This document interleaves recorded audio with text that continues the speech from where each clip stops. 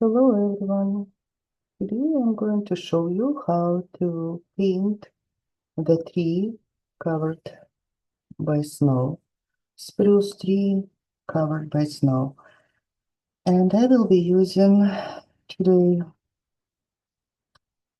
these watercolors from Rockwell, Palladia Diamond Blue EM120. It's a very nice blue. And then a little bit of this color, which is called Rose Red, E10. Ultramarine Deep 202, and Pilgrim Green, very beautiful, very rich, dark green color. So we have just cotton paper, nothing special, 9 to 12 size, and I'm going to start painting. I have also some extra yellows, not in my tubes right now. Let it be here. So first what I do, I can take a brush. You can see this kind of brush, but you can use any other brush. And what I'm doing, just spreading some water like this through the tree. Okay? And little bit around, because I will have some other trees around. So I can tell you that the water is not everywhere. Some parts they remain dry. Now I will add different colors. Little bit of yellow, then here, lemon yellow or cadmium yellow. You can choose any color because it's about 5 p.m. sunset with some sun touching the branches of the tree covered by snow.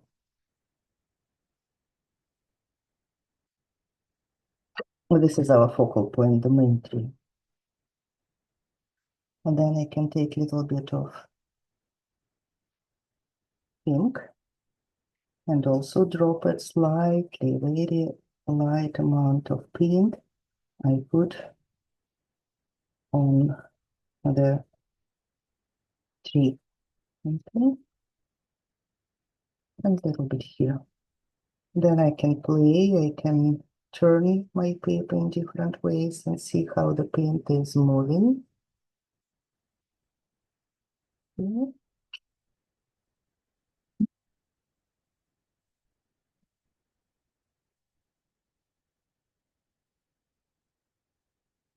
And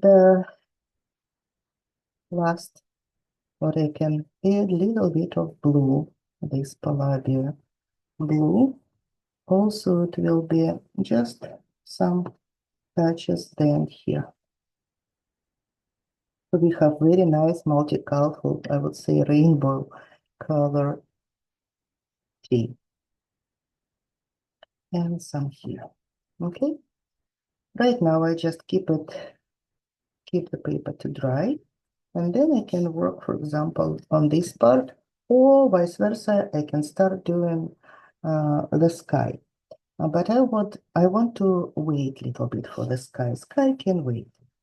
So what I can do, I can put some amount of water on the bottom part and then spread colors from the branches there. So this is the sun touch of the sun, little bit of the pink, right? And the rest, actually I can put pink here as well. Maybe more of this warm pink, like this. And then I'm washing my brush, and at this time it will be mix of Palladia blue with little bit of ultramarine. So two blues, and I put them somewhere here.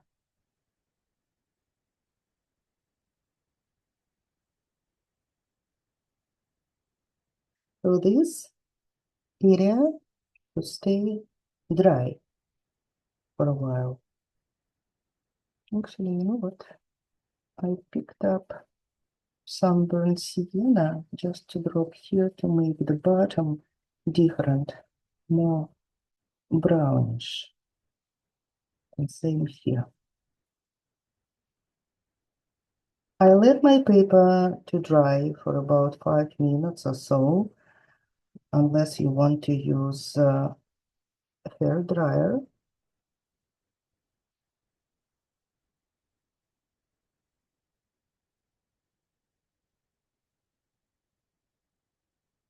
I can continue playing with the ground, adding more colors to the ground area, this front shadowy area.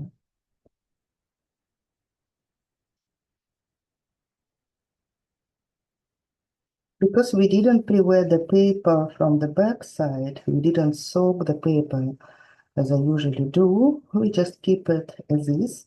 We can assume that most of the color will stay after the paper gets dry.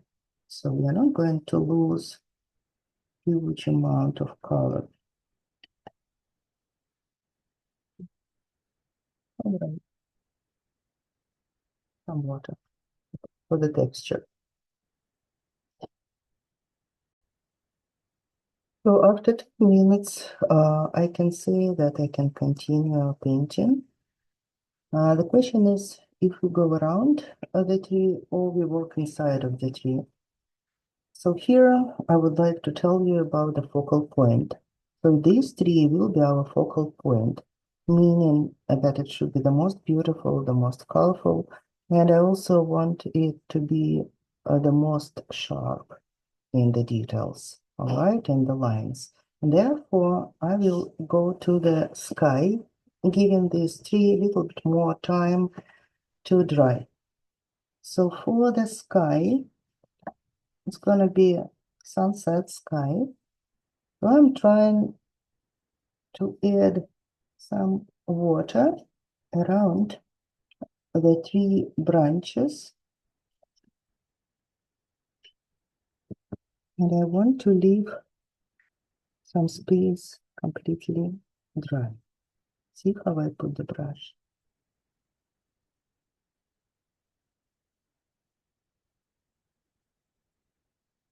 Slightly pivoting the paper. Then I can go to my paints and start adding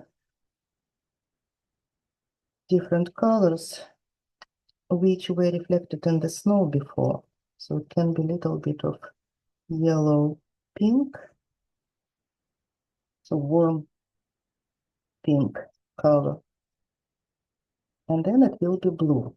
But with the blue, I need to be quite careful. So I'm taking back this brush, and this time I will be doing it with ultramarine. As you know, this is called negative painting. So I add blue around the branches, and the other brush can just help me to spread the color up. Same here, going deep into the branches, trying to create this shape.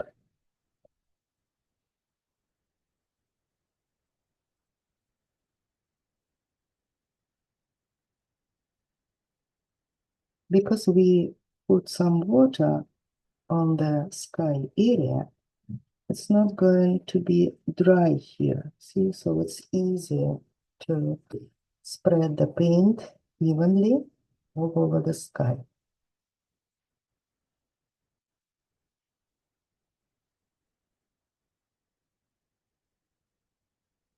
Where it's safe, you can work with a larger brush.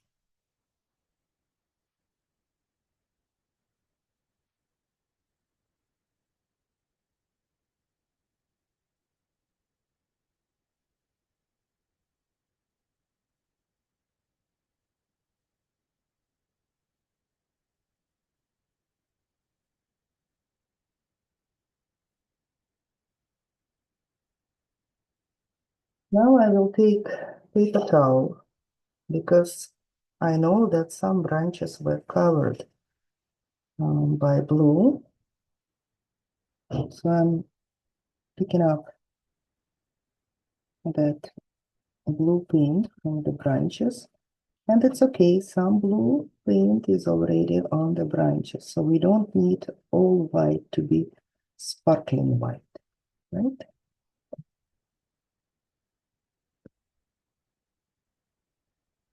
Here I'm going to create some trees afterwards on the background.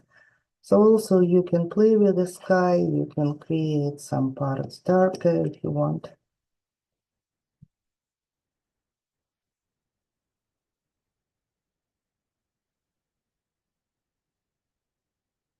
Especially against the white, we can add a bit more of blue.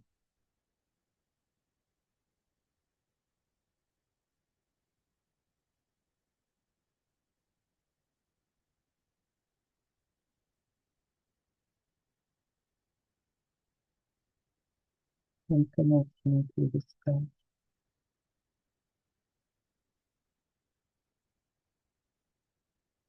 All right, so this is done.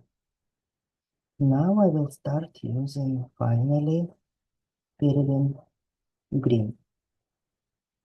So I want to touch the paper super, so it's quite dry, and I start spreading the paint inside of the deepest shadows first. On your way, you can leave more whites. You can create new white branches of the snow. Okay. Maybe I will mix it with other colors. It just has to be quite deep when it's in the middle of the tree, and also when we have that left part, which is the shadowy part against the light. Light comes from here.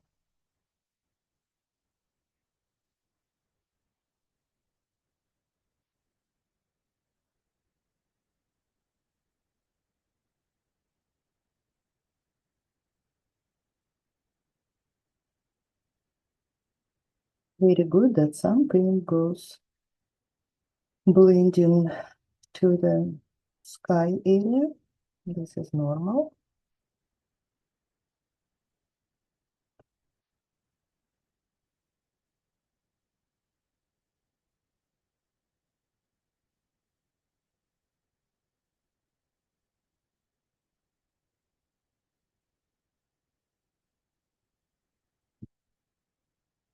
I will pick a bit darker color, like neutral tint or Perlin, sorry, Payne's gray, if I feel that my green is too greenish, or if it's too dark for some peripheral branches on the sides, I can take other colors from my palette, plus some water, and add it to the main green.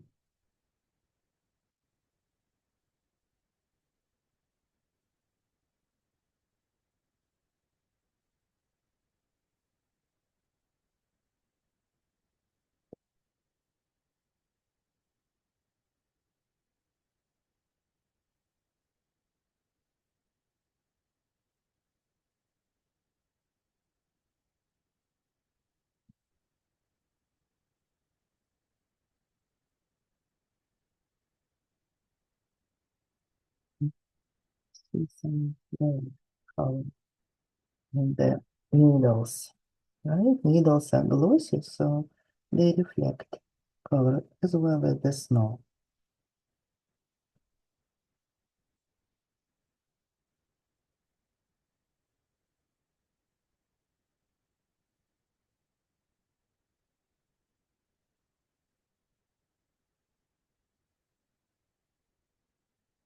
And second tube will be somewhere beside.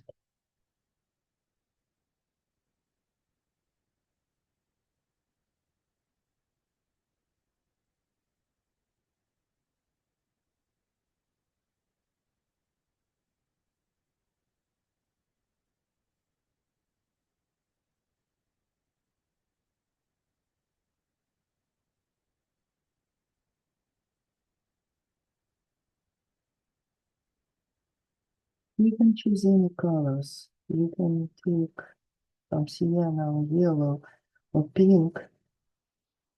It doesn't matter. I'm showing you the technique, but I can tell you any colors faded to green will look really nice here.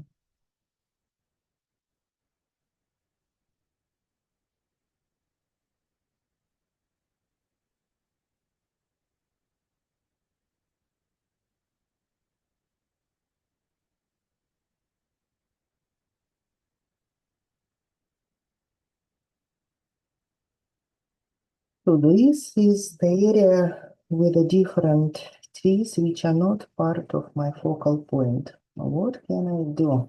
Let me see. I can take any brush, example, calligraphy brush, and blend some water on the area of the second tree beside.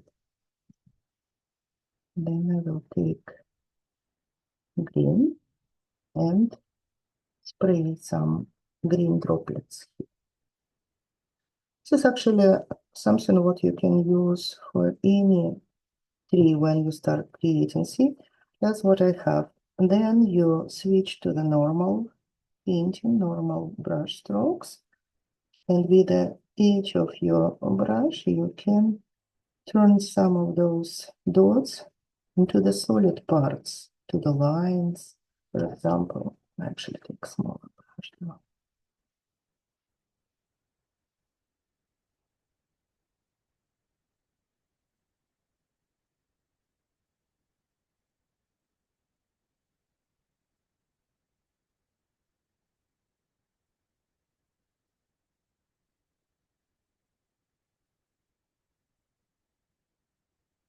Maybe that I will add a little bit of neutral tint to my paints.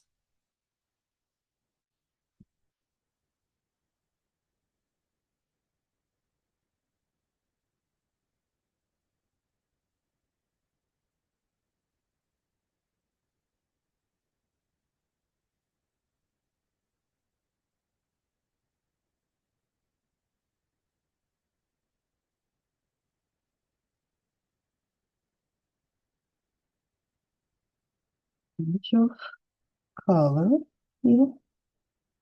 And that's what I'm going to do later. I want to minimize some whites later when everything gets dry. I don't want this tree to be same sharp as this one. So this tree, as you can see, will be done on the blue background, which is definitely stays in the shadow for our viewer. Right?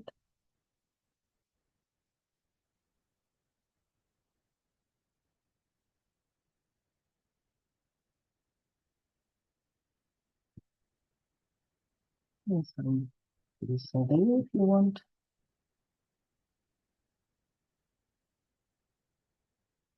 Our goal is to pop out this to show the front tree, the focal point, and the most beautiful and sparkling white will be here. Okay. What's happening? Okay. Let's push it into this channel.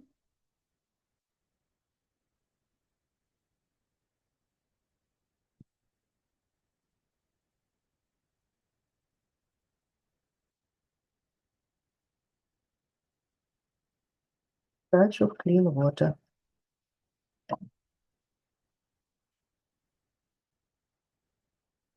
Let's blend some parts. Okay.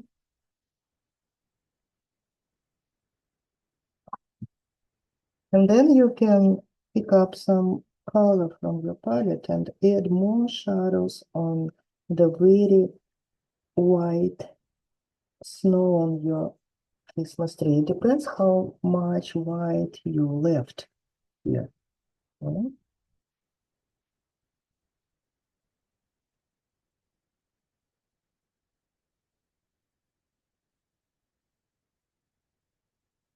Some warm colors, such as burnt sienna.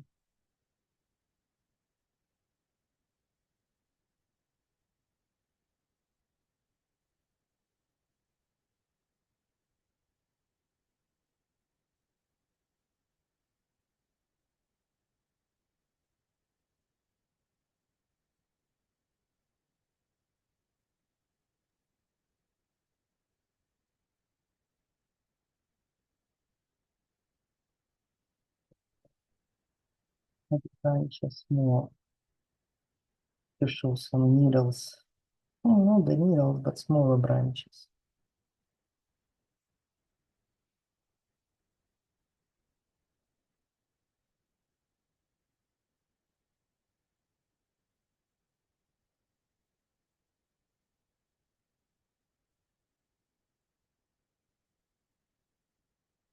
Okay. Now we should put something on the bottom part.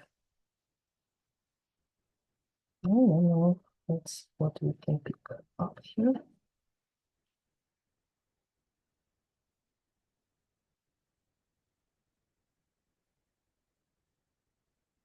With some dry grass.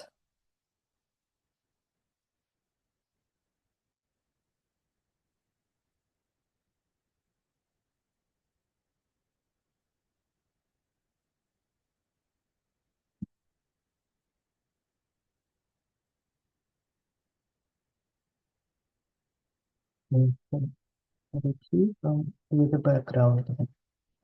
And transparent.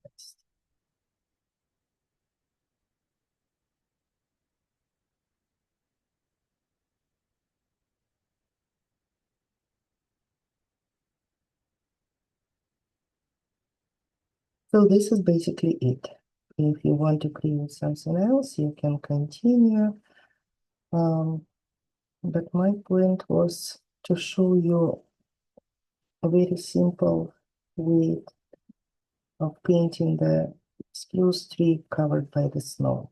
So it's not the landscape, the whole landscape, it's just very small part of landscape.